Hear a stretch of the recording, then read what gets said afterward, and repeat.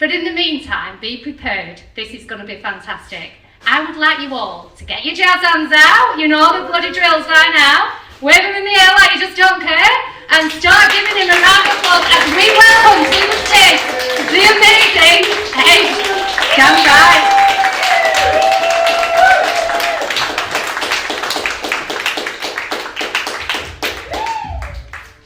Thank you all so much. Nice to be tonight's ambassador for the long vowel sound. Is the Director General in? Didn't think so. Okay. Well, good evening. Good evening, Manchester. Good evening, Matt. Good evening, Fred. Good evening, and good evening to all the rest of you. Thank you all so much for being here. So, change of perspective, then, is the theme of my little lecture for you all tonight, and it's the overarching theme of this little indaba that we've got going here. So I thought I'd read for you something I wrote. In fact, let's just clap the winners again. Everyone, clap Jim Bob, clap Libby, clap Tracy Marie, and Sue and Lynn and Tom and Jill for hosting tonight. Give them another cheer. Some people have the change of perspective. Some have it naturally, others have it thrust upon them. In my case, you have it mandated by the state. I don't know what it is. If you talk to me about liberty, I'll say Britain is first in the queue, roast beef of old England and all that. Hurrah for that. However, the minute I get a speeding ticket, I'll tell you that this country is run by Goebbels and Richelieu. Sending people to the Bastille, all sorts. Absolutist bastards, all of them. But anyway, we'll start here. The scene is one of the quote-unquote the bizarrely named media centres at, one of those budget Hilton hotels in London, summer 2025. Okay, great, so we'll get started here. Okay. Whiteboard's not working. Of course the whiteboard's not working. Projector, is the projector working? I think to myself that a projector would be a good name for a rapper. And even better, if the projector's broken, oughtn't we to just call this off? Okay, the projector's working, good. Okay, here we are. Happy to be here? Oh no. I'm Steve. Hello. And this is Trish. We are your UK Row-Ed instructors on your speed awareness course today. It was boat race day, and I was driving back from Kew. I wasn't rowing. I'm not mental. I had been working when a chum had told me about a party. And so, naturally, being the sort of ice-cold, focused sort of chap I am, I immediately left, and my Fiesta and I had been photographed driving down the Fulham Palace Road, going like absolute bloody hell, at 24 miles in a zone where the speed limit was 20. Going, I think all will agree, not only hell for leather, but going for the full Dante for the seat of Michael Schumacher's Speedo-branded Lederhosen in the 1998 Nürburgring von Hölle Mein Gott Ehre so Schnell Championships. I'm going to be taking this afternoon session, but this morning to talk about the reasons why we speed and why some of them aren't as valid as we thought, I'm going to be handing over to Trish. Trish looked as if she caught speeders by standing in the central reservation with a fishing net and disaboweling them with her teeth. Yeah, no, I shouldn't be here, I wasn't going that fast. Trust me, we've heard them all before. Oh, good heavens. The buttresses propping up my defences upon which I was relying for an excuse not to be here were kicked from under me. Why are we here? You're just too lovely, Trish. I wanted to spend the afternoon with you. Oh, Christ. This did not bode well. Humour. The sort purveyed by institutionalized boxes.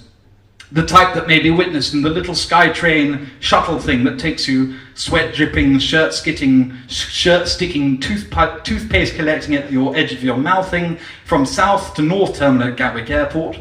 Welcome to the British Airways shuttle from Gatwick South to Gatwick North. You are currently flying at an altitude of 35 feet. and you think that this would be funny if you'd actually met the chap. "You've all got sheets in front of you," said Trish. "Take a moment to fill them in." And then she said, "Have a discussion with your neighbours next to you. Make it fun, yeah?" As you might have worked out, I don't have many issues with authority. I aspire to have more, but whatever it is about vehicular-wielded authority just does something to my insides, like blowing out the candles on an unleaded petrol-flavoured birthday cake.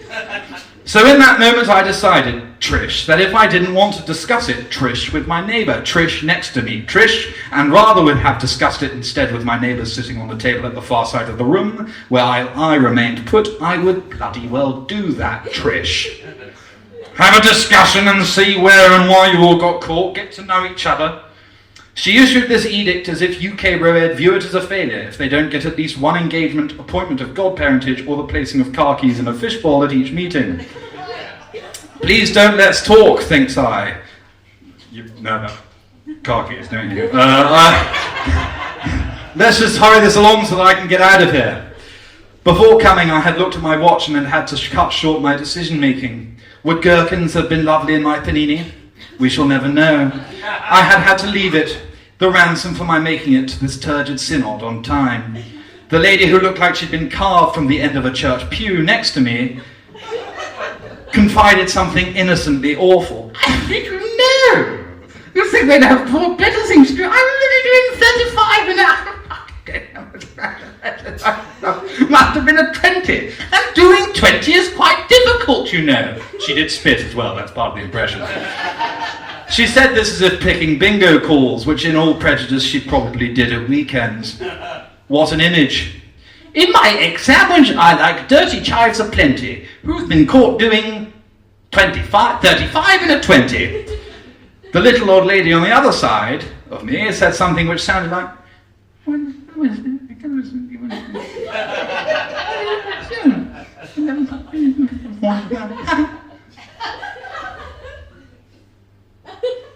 yeah, I said. A man, the bald man sitting at the opposite end of the table, couldn't wait to get this one in, and finally he was let in. "It's all 20 in London now," he said. "Uh-huh," I responded garrulously. "I was doing 24 in a 20 zone, and you know, proper criminals walk free." He Christo Redented with his arms in appeal to an invisible, let me rephrase that, a non-existent referee. 20 is quite difficult, you know.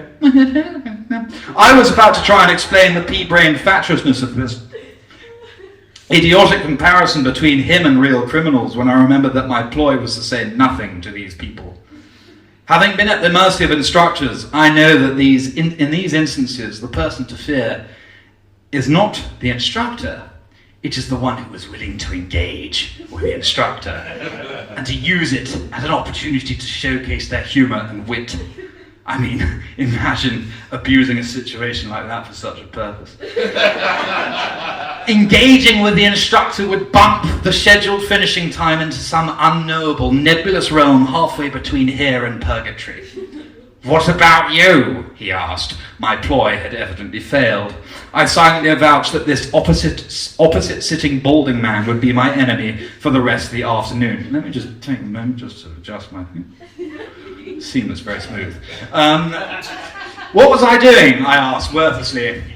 Yeah, what were you doing when you were caught? He asked this with the air of the method-acting film extra on the set of Shawshank Redemption, playing prisoner number 9,864, whose job it is to just fucking stand there. I, like you, was doing 24 and a 20, like you, I said. He wizened his eyes and puckered his lips sarcastically. "Oh," he then said, "I should get a ruler and spank you."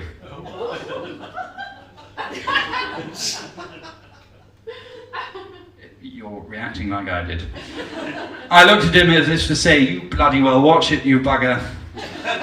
"So," said Trish, "let's go through the occasions when the highway code might become the my way code."